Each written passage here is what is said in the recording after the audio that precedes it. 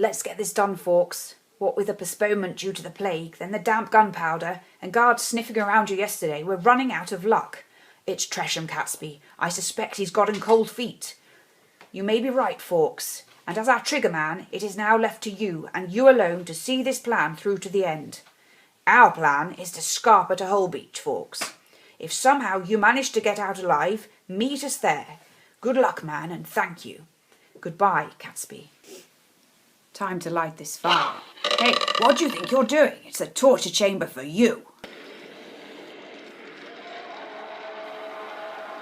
You've been tortured for 2 days. Speak, man. Who else was involved? It was Catesby. Catesby and his men.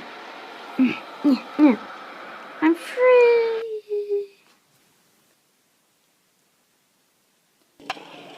It isn't true that Guy Fawkes was burnt on a bonfire. In fact, he was supposed to be hung, drawn and quartered, and castrated, but escaped the agony of this by jumping off the gallows in his noose and breaking his own neck.